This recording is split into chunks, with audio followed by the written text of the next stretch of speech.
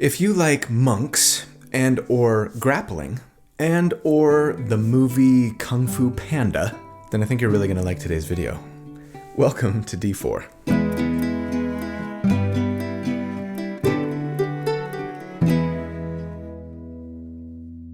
Hey everybody, so here at D4, each week I take a deep dive into character builds for my favorite role-playing games. I like to crunch numbers about them, theorycraft about them, not so that I can tell you the right way or the best way to play a character, but to explore one potential way to build something in the hopes of creating a character that's both really fun, but also really powerful to play. So, if you also enjoy creating characters for your favorite role-playing games, or if you just enjoy theory crafting, or you're looking for tips or ideas on how to build something that you're thinking about playing, then welcome home. This is where you belong, and I'm so glad you're here, so thanks for watching. My name's Colby. Right, so one of the biggest combat changes to come out of the 2024 Player's Handbook is, I think, the changes to grappling. It used to be that in order to grapple an enemy, you'd have to use your action and you'd make an athletics contest, right? Where you would roll a d20 and add your athletics proficiency, and they would roll and add either their athletics or acrobatics, and whoever got the higher roll wins, with ties going to the grapplee. Is that a word? The one you're trying to grapple. Now, you simply make an unarmed strike, but instead of doing damage, you force them to make a strength or dexterity saving throw, their choice, the DC of which is 8 plus your proficiency bonus plus your strength modifier. If you succeed, then on the enemy's turn, they can use an action not to make another athletics or acrobatics contest against your athletics roll again, but to make an athletics or acrobatics check, again, their choice, against your save DC. What's more, grappled enemies now not only have their move speed reduced to 0, but have disadvantage on attack rolls against anyone other than their grappler. So it can be a nice tank move as well. It used to just reduce their move speed to 0, right? So it got a little more powerful. So, okay, are these changes better or worse for player characters? Obviously that depends. It's definitely a nerf for some builds. There are some nice ways in-game to get big bonuses to our athletics checks, right? Raging Barbarians and Rune Knight Fighters could get advantage on athletics checks. We could also potentially get expertise in athletics, making it all but impossible for lots of targets to avoid getting grappled or escape once they were grappled. But for most other builds, it's probably not too much more difficult to grapple, I don't think, but kind of depends on the enemy, right? Some enemies have proficiency in dexterity or, more often, strength saving throws, and that's a lot less common than having skill proficiencies in athletics or acrobatics, I think, which would give them a bonus to avoid that initial grapple that they wouldn't have if it were still just a skill check or a contest. So, yeah, maybe we could say that generally, and for most builds, it's probably a little tougher to get a grapple off than it used to be. Unless, that is, you have the grappler feat. Because this feat, which was sort of famously one of the worst feats under 2014 rules, or at least one of the most unnecessary due to redundancy, got so massively buffed that I've heard some tables homebrewing it to make it a little weaker. It is now a half feat, letting you add 1 to your strength or dexterity. It still gives advantage on attacks versus enemies you have grappled, lets you drag a creature at full speed when they're grappled now instead of half speed, as long as they're your size or smaller. That's actually the part that's potentially problematic at some tables, depending on the build, right? But we're not going to be building around it today. And then my favorite change, it says that when you make the unarmed strike required to attempt a grapple, you can both do damage to them like you usually would and attempt to grapple. So the question is, which class gets the most out of unarmed strikes and is thus probably the best grappler in all of D&D right now? That's right, my favorite class, the monk. So today, that is what we're going to try and build. The best, kung fu grappler that we can. No, not so that we can drag them over spike growth for 1 billion damage. I need a break from cheese grater builds, and that might just be a little too cheesy. I don't know, I'll probably do it one day, but no. It's so that we can be an awesome, put him in a headlock, drag them to the ground, judo, jujitsu, control and debuff them while you pummel them into oblivion superstar. And we're going to call it D&D episode number 192, the Kung Fu Mantis. Mantis style. Shandong style even. Anyone familiar with that phrase? If so, am I saying it right? The flaying mantis, the thri-kreen, the warrior of the many hands. Big thanks to everybody in the Discord server, as always, for your awesome suggestions on this one. But I think we're going to go with episode 192, The Mantis of Mercy. Huge thanks to my good friend Randall Hampton for the fantastic artwork that he put together for this build. He does this every week. If you guys would be interested in checking him out on social media to see the other artwork that he does, or to potentially even reach out to see if you could commission him to create some art for your character, or maybe even your entire party, I will put links in the video description, as always, on how to do so. And before we get into the build, you guys, I am so excited. You know why? Because today's sponsor is my very first dice maker sponsor. And they're like the best dice company ever. Everything dice. And that means I get an awesome excuse to get more dice. And holy crap, are the dice that Everything Dice makes gorgeous. Okay, I've got to show you guys.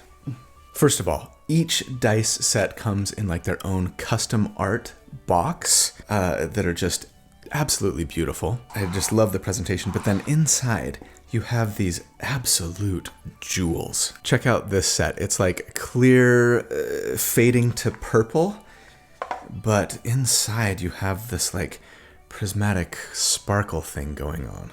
Here we go. Ooh, look at that. So pretty. And then there is my new favorite dice set of all time. I think they call this the Wyvern Spires set because, check it out, each die has like a little mountain inside. Can you see it? And like there's even like little floating clouds and stuff like around the peak. It looks like the Lonely Mountain, right? I can just imagine smog like circling over the inside of each one of those. Now, each of Everything Dice's sets are beautifully crafted, handmade by skilled resin artists, are balanced for casual play, that's important, and are actually a lot more lightweight than you would think. I mean, the polish makes them look heavier than they actually are. See? Ooh, D&D ASMR indeed. But yeah, your tabletop will be very grateful that you are not denting it. Thank you very much. I saw forest-themed stuff, liquid core stuff, gold leaf stuff, even hand-painted sets. I am 100% confident that every single person listening to me right now would find a set of dice on there that they would love and that they felt spoke to them personally. You should at the very least go check them out just to ogle all of the pretty preciouses. I'll put a link in the video description and the pinned comment as always so that you can do so, and I would appreciate it if you would use that link so that they know I sent you. But hey, if and when you do find a set that you love and just have to have, then use the code D4DEEPDIVE at checkout and you will get 15% off your first order. But only your first, so you should probably buy like 2 or 3 sets, right? One for you, one for your DM, and one for your cleric who's always healing your murder hobo arse. Hey, the holidays are coming. These will make the best gift ever for the dice-loving nerd in your life, even if that dice-loving nerd is yourself. So, huge thanks to everyone over at Everything Dice. Seriously, you guys make amazing products. I think I'm gonna have to pick myself up that Verger set for Christmas, because I'm a bit of a tree hugger. Anyways, let's jump into the build. At level 1, for our starting class, yes, we're gonna go monk right from the beginning. We are establishing our Mantis style. Why Mantis style, you may ask? Well, it's because for our species, yes, in case you hadn't guessed yet, I wanna go with that Spelljammer special, the thri-kreen. Now, going thri-kreen is definitely not necessary for this build to work or anything. Maybe you don't want to be a giant bug person, or play with the sci-fi adjacent Spelljammer stuff. Or maybe it's just not allowed at your table. If so, that's fine. My second favorite pick for this build would probably be the elephant-like Loxodon from the Ravnica book, but if you can't take them either, then pick your favorite species here. Any of them will work fine, potentially. And no, Simic hybrids are bad because their grappling appendages require an action to use, and that's going to really kill our action economy. But thri-kreens are kind of the best grapplers in game now. Sorry. At least they are if you want to do everything that we would like to do on this build, but we'll discuss more about those things later. But yeah, for grappling purposes, right, they get these 2 extra little T-Rex arms, right? In addition to other nice benefits like Sleepless and Telepathy and Chameleon Carapace and Dark Vision. And these 2 little extra arms can manipulate an object, open or close a door or container, pick up or set down a tiny object, or best of all, wield a weapon that has the light property. And you can bet that we will be taking advantage of that neat little feature here. As for our background, I'm going to recommend taking an old one or a custom one as always, right? And yes, now that the Dungeon Master's Guide is out, you can see the official rules on doing a custom background, and it's exactly what you'd think it would be. Pick ability scores to increase, pick an origin feat, pick skill and tool proficiencies, etc., right? But if you can't do that, or if you just really want to be, I would go Sailor for background, because that gets us the origin feat and the ability score increases that we want. As for the origin feat that we want, yes, we want to go Tavern Brawler. This is another feat that got some massive love in 2024, especially for unarmed strikers like ourselves. It says that we can do a d4 of damage with our unarmed strike instead of the usual 1. That's not necessary for monks, of course, but it also gives us proficiency with improvised weapons, should we want to use them. It lets us deal damage and push an enemy 5 feet away from us once per turn when we hit them with an unarmed strike if we want, and then lets us reroll 1s for damage on our unarmed strikes as well. A nice little suite of benefits there that will give us a minor damage increase. Nothing spectacular, but something. As for our ability scores, I assume we go point by as always and say let's get a 15 dexterity plus 2, a 15 wisdom plus 1, and a 14 constitution. And then for starting equipment, as a monk, there's not a lot that we need, so grab your adventuring essentials, and then, be sure to get yourself a couple of light weapons like the short sword and the scimitar, or the dagger or light hammer and the hand axe.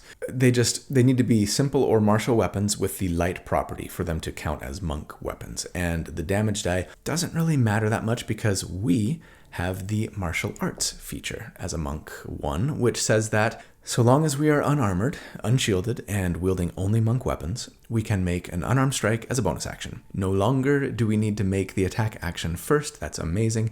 We can use our martial arts die instead of the monk weapons damage die. That's a d6 for now and will scale with monk levels. And can use our dexterity modifier instead of strength, not only for our unarmed strikes and monk weapon attacks, meaning the weapons don't have to be finesse weapons, right, in order to use dex, but for the DC of the grapple and shove options for those unarmed strikes as well, and that is fantastic, letting us just pump that dexterity to benefit our AC and our damage and our grappling and shoving, not to mention, dex-based skill checks, initiative. I mean, that's awesome to be like super sad, single ability score dependent with dexterity, which is still kind of a god stat. We also, as a monk 1, get unarmored defense, which says that, again, so long as we are unarmored and unshielded, our AC equals 10 plus our dexterity plus our wisdom modifiers, putting us at a decent, if not great, 16 for now. Coincidentally, thanks to the thri-kreen's carapace armor feature, we'd be in the same place if we wanted to put our constitution at 16 and our wisdom at 14. So might not be a terrible idea to go that route, but as a monk, I like having a high wisdom, and it's actually going to improve the damage for this build anyways, just a little bit, but still. Not to mention, things like stunning strike later, etc. But at level 2, I want to take a fighter dip. Wait, shouldn't we beeline to level 5 for extra attack? I mean, you don't have to do a fighter dip yet. I mean, you don't have to do one at all, but you don't have to do it yet. But it will get us an extra attack on our turn if we're dual wielding right now instead of waiting until level 5 for extra attack if you want. So yeah. And I mean, sure, feel free to start with fighter 1 instead if you want. I mostly just wanted to avoid the meme.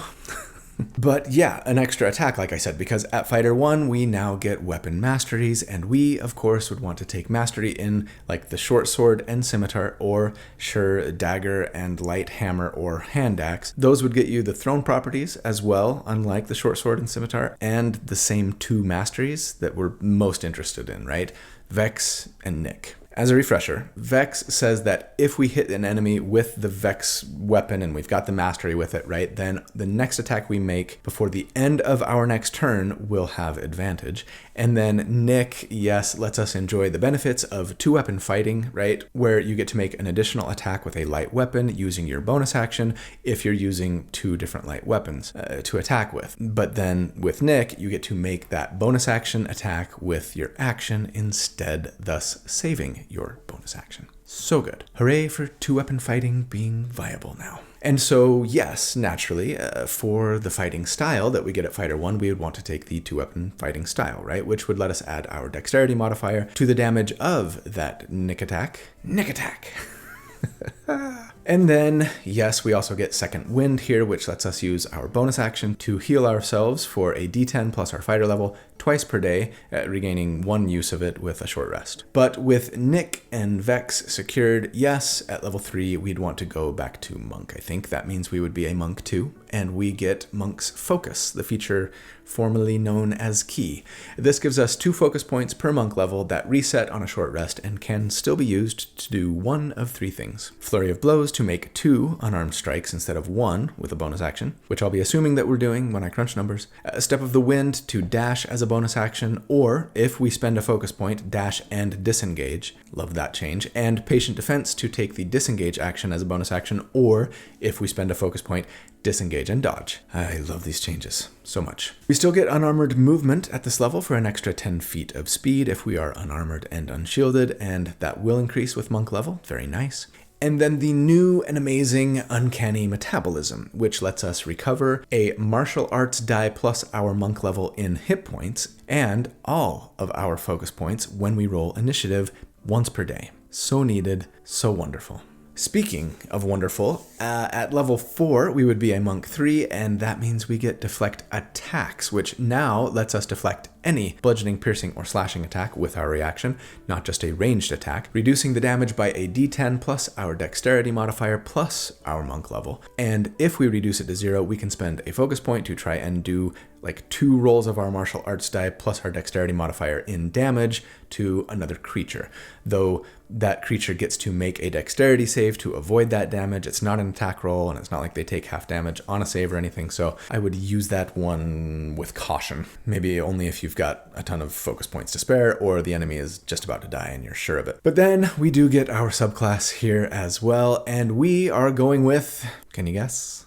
No, not open hand, though that was my original plan, actually, but it ended up being largely redundant. So instead, yeah, I think I'd like to go with Warrior of Mercy. And yeah, that's not a surprise because you saw the thumbnail and you heard me try to come up with what I was going to name this build. Don't know why I always think that's going to be a big surprise. Up until the new player's handbook, this subclass, which we got in Tasha's Cauldron of Everything originally, was easily the strongest monk subclass in the game. At the time, that wasn't really saying much, but now I think it's probably actually the best still, for pure damage anyways, though that's not all it brings.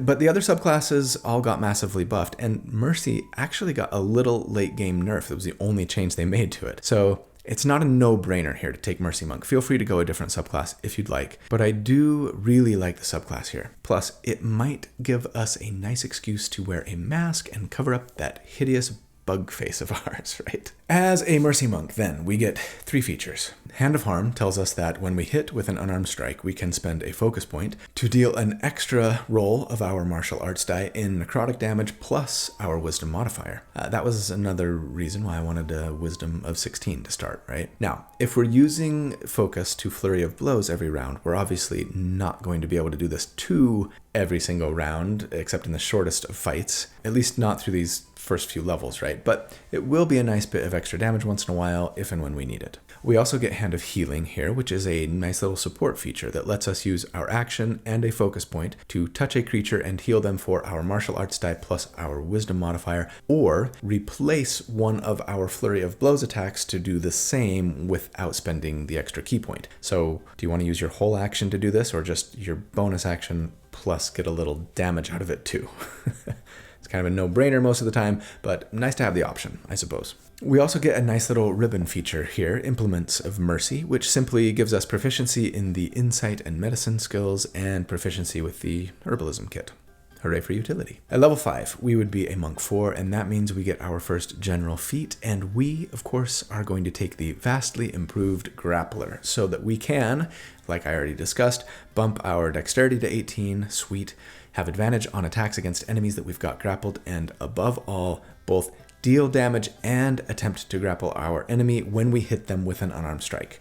Now, we can only do that once per turn, unfortunately, but hopefully that's all we'll need. Such a great feat for us. Oh, and don't forget, monks get slow fall at monk level 4 as well, letting us use our reaction when we fall to reduce the damage by 5 times our monk level, which would be 50 to 60 feet of falling on average without taking any damage. We are so freaking cool. At level 6, we would be a Monk 5, and that means we get, yes, extra attack so that we could now, on our turn, make 3 attacks with our action, thanks to good ol' Nick, and then 2 more with our bonus action, thanks to Flurry of Blows. 5 attacks on our turn, if we've got the focus to spend, at level 6. Amazing. But the fun doesn't stop there, because we also get Stunning Strike at level 5 so that we could, should we choose, spend a focus point when we hit to force the enemy to make a Constitution save or be stunned until the beginning of our next turn, which would leave them incapacitated and give them disadvantage on strength and dexterity saves, potentially a nice way to try and set up a grapple attempt now, and give advantage on all attacks against them when they're stunned, right? What's more, if they succeed on their save, they are now reduced to half move speed until their next turn. It might be an okay silver lining if they succeed, depending on the situation though. I did vastly prefer the playtest's damage that they took instead if they succeeded on their save. It was a little weird, admittedly. Anyways, don't forget that our martial arts die jumps up to a D8 at this level as well. And so, at level 6, it is time for our first damage report. So let's talk about what combat will ideally look like for us here. On round 1, we would simply run up to our target and, using Flurry of Blows, try to hit them and, thanks to the Grappler feat, grapple them. After that, if they failed on their saving throw against our grapple attempt, right, then we would have advantage on all of our attacks, 2 of which would be with our weapons, so we can trigger our Nick attack, right? 2 more of which would be unarmed strikes, 1 more from Flurry of Blows, and then 1 more from our action. There's no reason why the third attack that we make with our action couldn't be an unarmed strike. And I prefer unarmed strikes if we have to choose, since the damage die is the same, unless we're using a magic weapon, of course. But thanks to the Tavern Brawler feat, we can re-roll 1s on unarmed strikes, right? Okay.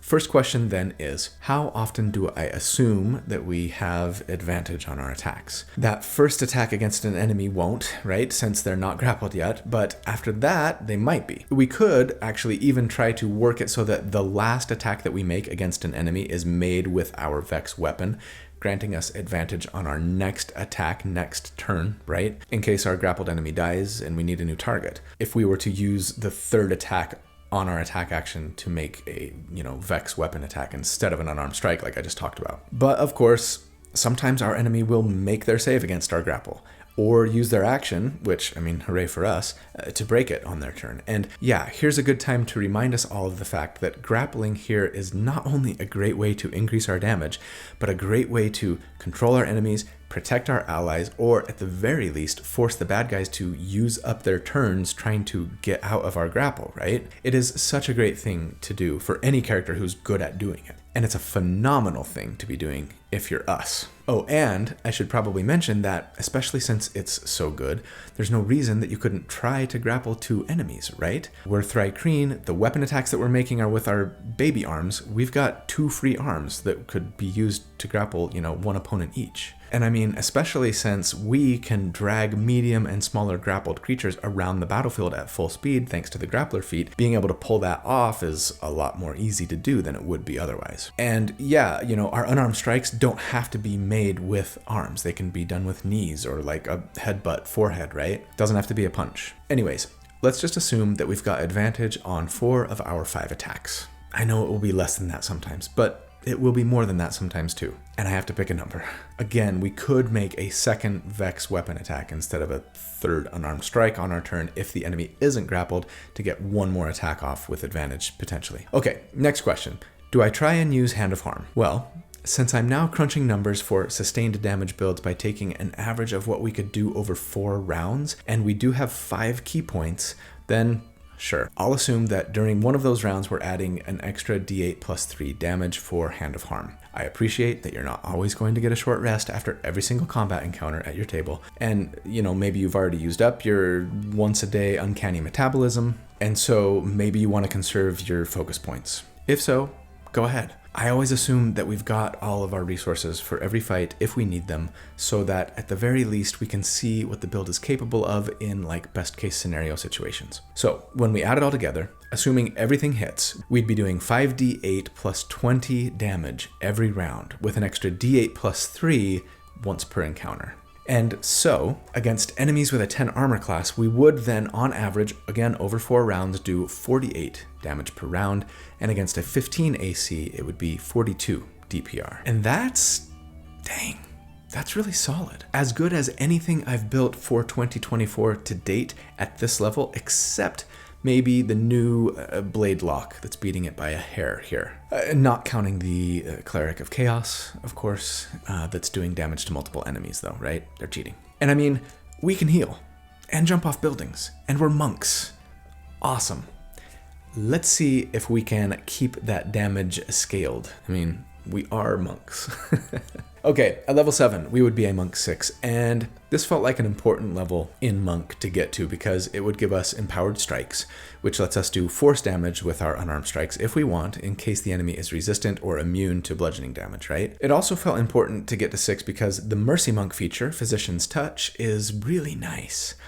It says that when we use Hand of Healing, we can also, for no additional cost, end the blinded, deafened, paralyzed, that's really good, poisoned or stunned condition on our ally. Super solid support feature here. And if we use Hand of Harm, we can give the enemy we hit the poisoned condition until the end of our next turn. No saving throw against that. And even though, there are a lot of enemies in 5e with immunity to the poisoned condition, there are a lot more who aren't immune, and poisoned is pretty nasty, giving disadvantage on all attacks and ability checks. So a really nice little debuff to throw out there, and might make you want to just use your focus points for this instead of Flurry of Blows if you have to choose between them.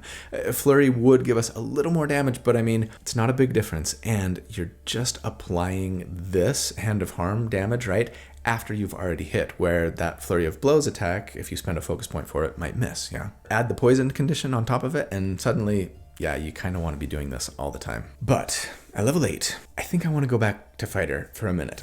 I know, Monk 10 is really good, and Monk 11 is too, and 13 and 14 are for that matter, but I've got a damage report coming up at level 9, and I've got to do something to increase damage before that, don't I? Because I mean, at Fighter 2, we get Action Surge, and this lets us get 2 actions on our turn, once per short rest, and now that I'm calculating sustained damage over 4 rounds, this is actually a nice little damage increase for us. It's not huge, but it's something. That's right, Action Surge, not just for burst damage anymore.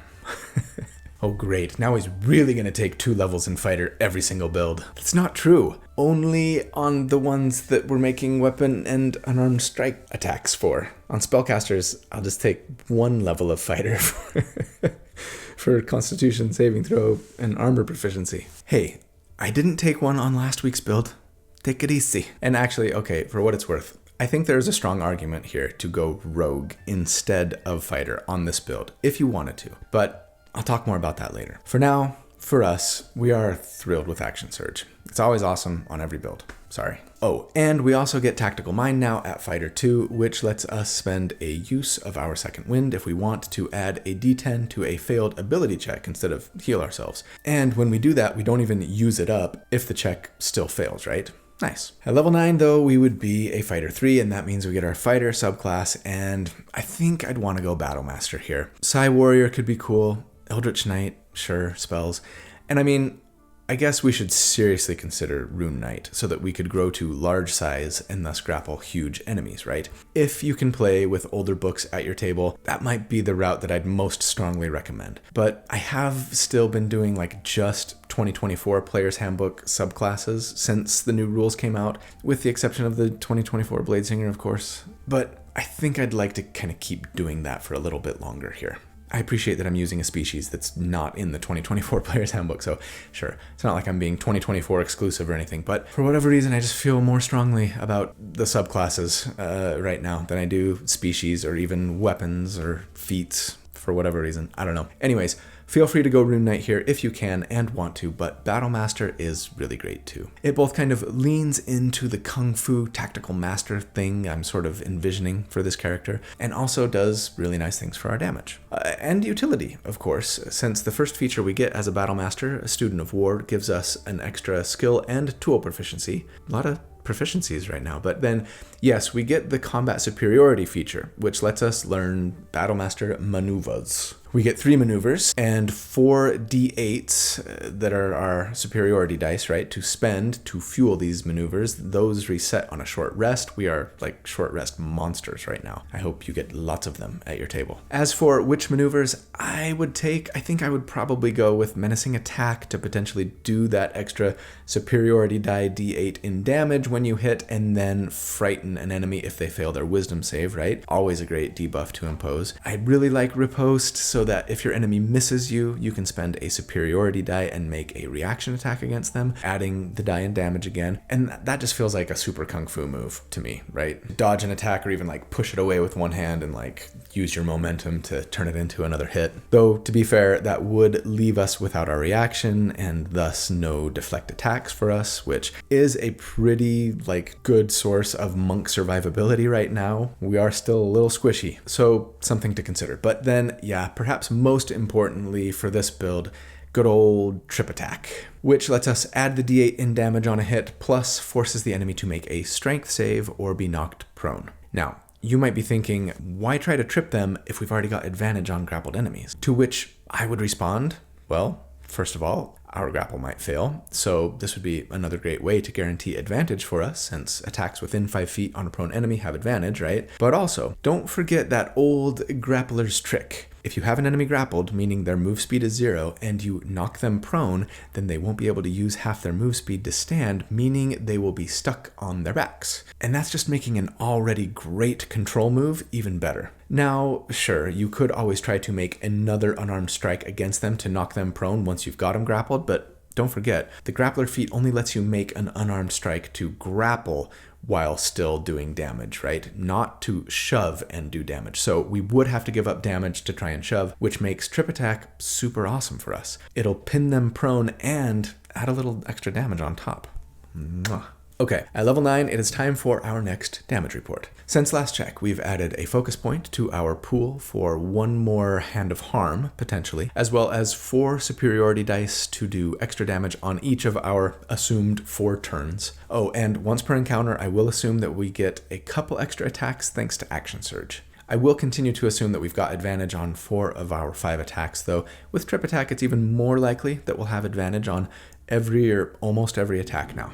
And under those assumptions, against enemies with a 10 AC now, we would on average do 59 damage per round over 4 rounds, and against a 16 AC, it would be 51 DPR. And yeah, that's about a 25% increase or so. It's nothing astronomical. All of those increases that we got since last time are spending per short rest resources. So again, I hope you can convince your table to do their level best to give you lots of them. Otherwise, we're going to have to adjust these numbers a little bit, right? But if we can, well, compared to other 2024 builds that I've done to date, it puts us kind of in the top half of builds thus far. Though, interestingly, at least at lower enemy ACs and saving throw bonuses, that elemental monk build is beating us here. Are they the better monk? Not necessarily. It all depends, but they are good. Still, I love the control that we bring along with some nice utility and really solid damage. So let's see where we go from here. All right, at level 10, we would be a monk 7, and that means we get evasion so that we can take 0 damage if we make our dexterity saving throw against fireball-like things, and only half damage if we fail.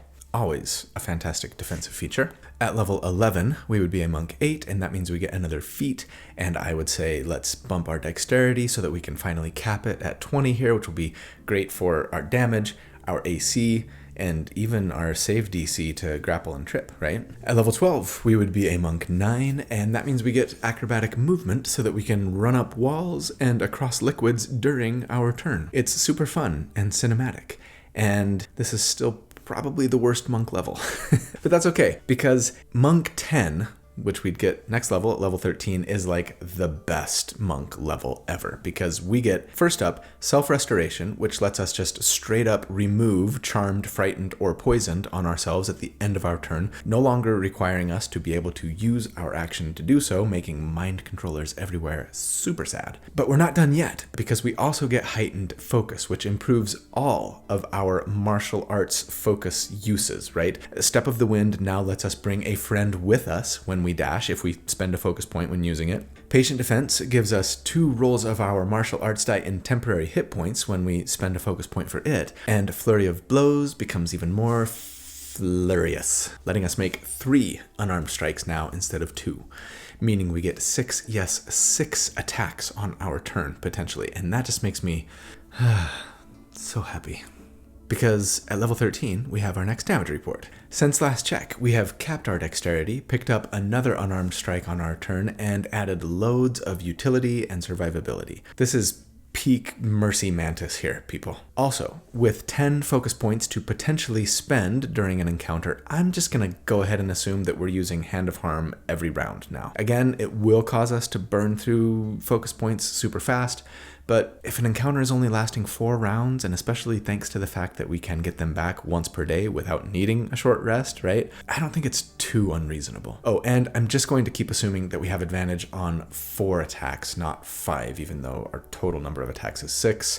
It just felt a little more reasonable, 4 out of 6 than 5 out of 6 did. Anyways, against enemies with an armor class of 10 here, we would on average do 81 damage per round. And against a 17 AC, it would be 73 DPR. And that is some pretty nice scaling, Senor Mercy Monk, Senorita. Pretty nice indeed. Way better than it used to be, that's for sure, thanks completely to the base class changes, of course. But compared to other 2024 builds that I've done to date, that puts us in about the middle of the pack. Still a good place to be, and still mostly a monk, which feels awesome. At level 14, we would be a monk 11, and as a mercy monk, we get Flurry of Healing and Harm. This is the thing that got nerfed. Well, the abilities themselves didn't get nerfed. You can still now replace both of your Flurry of Blows with Hand of Healing without spending any key points, and you can use Hand of Harm without needing to spend a focus point. But you can now only do either of those things Wisdom modifier times per day, as opposed to just every turn. And that seems like a bit of a shame. To be honest, it's not going to impact my numbers at all, since I was assuming we got to use Hand of Harm every round anyways. But for those who aren't getting as many short rests as they'd like, yeah, it's a bit of a bummer. Regardless, it is 3 more uses of Hand of Harm now, so it feels even more likely that we'll be able to do it pretty much every round on most adventuring days at most tables, but it is limited. Oh, also, our martial arts die gets another bump up to a D10, and that's a nice little bump, especially since, it affects both our monk weapon attacks and our unarmed strikes. Oh, and our Hand of Harm, actually, so cool. At level 15, we would be a monk 12, and that means we get another feat, and I think just bumping Wisdom here is kind of a no-brainer, honestly, taking it to 18.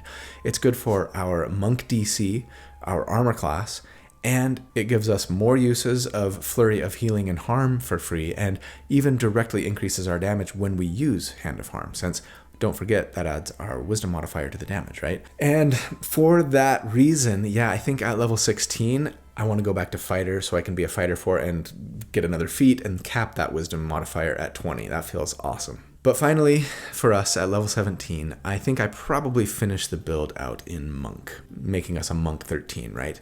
Now, sure, if you really only care about damage above all else, you could totally take some rogue levels here instead to get some sneak attack damage, but honestly, if I were going to do that, I would actually consider going rogue instead of fighter, way back at level 2. It's not a bad option. We still get weapon masteries, right? So that we could pick up Nick and Vex, plus sneak attack and some roguish utility. We do get a little more damage out of Battlemaster maneuvers coupled with 2-weapon fighting with a 3-level dip when you're comparing 3 levels in fighter to 3 levels in rogue, not to mention action surge. But those Battlemaster maneuvers, those superiority dice, don't scale as nicely as sneak attack does and are a limited resource. Now, sure, maneuvers potentially bring some nice utility along with them, and action surge ain't nothing, but there are some attractive rogue subclass benefits as well, and they get both, just roguish utility, expertise, but also cunning strike stuff. So there are definitely pros and cons to each. Anyways, no, I think here the next couple levels in Monk are just too good for me to pass up for just a little bit more damage from sneak attack. I know that sounds crazy coming from me, but at Monk 13 we get deflect energy, and that lets us use deflect attack on all damage, no matter what kind of damage it is, not just bludgeoning, piercing, and slashing, right? And that's so dang good, especially as we get into these higher levels. And next level, if we went to, Monk 14, we'd get Disciplined Survivor so that we could have proficiency in all of our saving throws and could even reroll failed saves for a focus point. Anyways, feel free to eke out a little more damage if you want to go rogue, but I just can't imagine passing on these Monk features, even though they're defensive ones. What is the world coming to? But this brings us to our final damage report. Since last check, we have capped our wisdom, which does nice things for our Hand of Harm, among other things. We've increased our martial arts die to a d10 and continued to pick up some more strong defensive and supportive features. And so, against enemies with a 10 armor class here, we would, on average, over 4 rounds, do 92 damage per round. And against an 18 AC, it would be 82 DPR, which is an amazing scaling, about a 12 or 15% increase maybe since last check, but it keeps us in about the same place compared to other 2024 DPR builds, about the middle of the pack. And those are some decently hard-hitting builds. So let's tie it all together with some final thoughts here.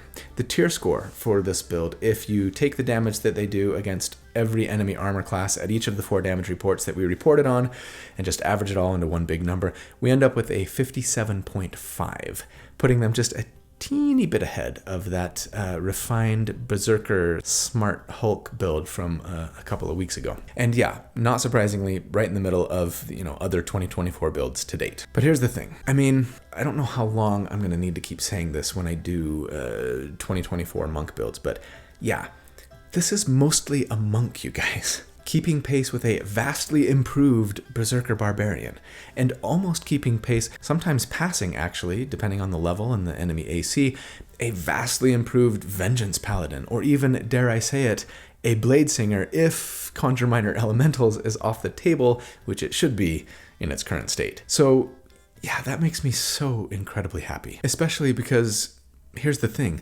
We are doing so much more than just damage here. And no, I don't just mean running up walls and jumping off cliffs safely and potentially stunning enemies and other cool monkish things, but consistently debuffing our enemies with poison, potentially fearing them, and also being able to heal allies and even remove super debilitating control and debuff statuses from them, and above all, grappling 1 or 2 enemies consistently to keep them immobile and your friends safe. Now, sure, the build wouldn't be able to grapple huge and gargantuan enemies the way that I've built it unless you went Rune Knight after all, right? Or had a friend casting Enlarge on you. And I mean, hey, convince your spellcaster friend if you can to pick up Tasha's Bubbling Cauldron to brew you some Enlarge potions. That's kind of a potentially easy fix. But yeah, not being able to grapple would be a blow to both our damage and our control, no question. But regardless, this is a monk that packs a serious punch.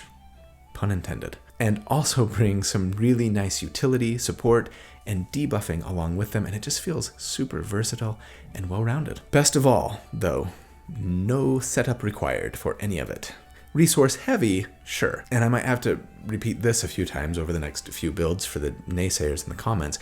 I mean, based on the way I think the vast majority of us are playing D&D, with 1 to 3 combat encounters a day at most, and probably a short rest in there too somewhere. Considering that we can just get all of our key points back once per day when we need to, this feels pretty dang sustainable to me for most adventuring days at most tables. If you have to adjust expectations because of the way things typically go down at your table, that's fine. But I still think this build will be a fantastic one regardless. So yeah, Mercy Monks are still really great. I think I would argue the strongest monk subclass still, despite the little nerf. Right now, I'm in a campaign where I'm playing a monk. We're level 3, but I started Fighter 1 for weapon masteries. My original plan was to do something more akin to that elemental monk build that I did a while ago. Or maybe, actually, something like the playtest open hand druid build that I did like months ago, if you never saw that one. But after putting this together, I think I'm having a change of heart. When we hit level 4 soon, I might just have to go Mercy Monk after all. But anyways, that's the build for the week. I hope you enjoyed it. I hope you know that I love you. You guys are so great. Thank you for all that you do for me, for the channel. I really appreciate it. I hope, instead of my usual sign off, I want to go out with some slightly different thoughts. So, I'm recording this video on November 7th, hence the N7 shirt. Happy N7 day, everybody. But yeah, that means that here in the States, we had our election a couple days ago. And I just want to say some things. Feel free to stop watching at this point if you don't want to hear it. And I appreciate that this might cost me some subscribers, actually, and that makes me a little bit sad, but I'm at peace with that possibility. Some of you are super excited about the results of the election.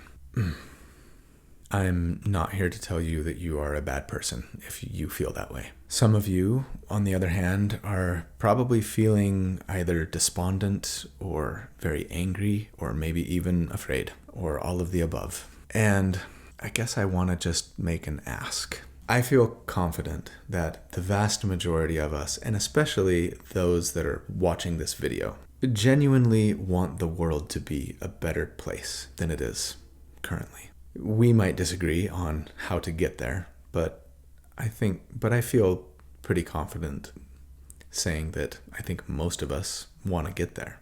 But the nature of our dialogue currently, especially on social media and in the mainstream media, isn't going to get us to that place, I don't think. I feel like we're not listening to each other right now. We're mostly just yelling at each other from our various echo chambers. And as a result, I think the gap between us is widening, and our ability to make progress towards a better world is becoming increasingly difficult as a result. So what I would hope that all of us could do, and this might take some time, you might need to just grieve for a while, and that's okay. But if and when you're ready, I would hope that each of us could try and find someone who might have voted differently than us, whether that's Republican, Democrat, Independent, or at the very least thinks fairly differently than we do on an issue that is important to us. Someone who, despite that difference, is at least relatively safe to talk to and have a conversation with. And talk to them and ask them questions and listen. Not with the intent to try and convince them that they're wrong or show them why they're an idiot. But to truly try and understand why they think the way they do.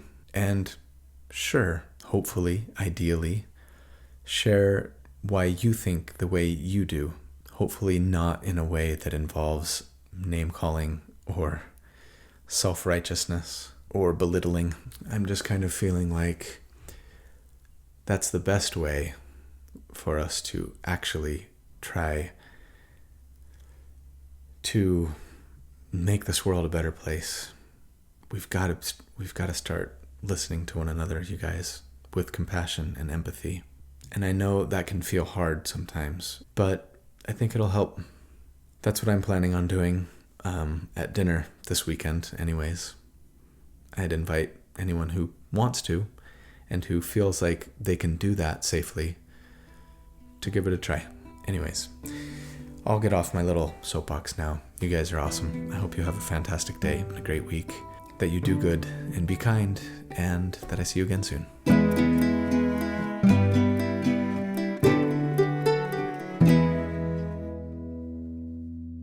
This is the sound of all of us, singing with love and the will to trust. Leave the rest behind, it'll turn to dust. This is the sound of all of us. This is the sound of all of us. Ooh, ooh, ooh,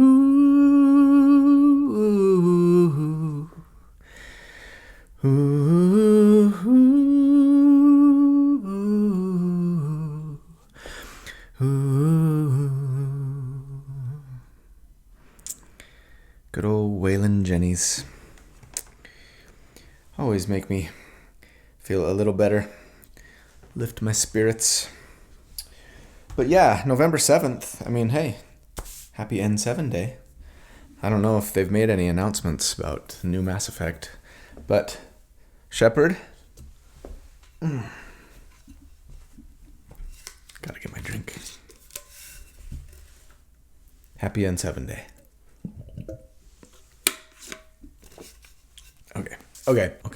Sure. Well. Okay. To dodge, or even to dodge something and to dodge. Well, to dodge an attack, or even okay.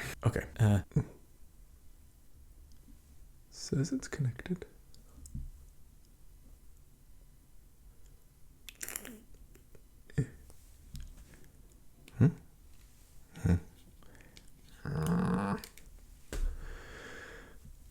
Okay, let's try just closing the app, I guess. Sorry, Alex, I should probably just stop this. Oh, come on. Oh, wow. And our grappling and shoveling. Shoveling. Oh, my back hurts. We'll cut that. To see what else to see the other artwork. All right, come on. Dang it. Focus. Come on, focus. Focus. Now you're gonna stay. Don't focus on me. I gotta hide.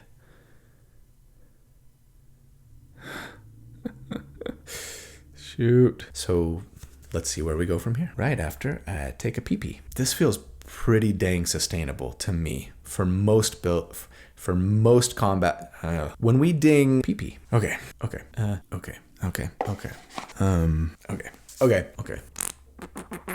pee-pee.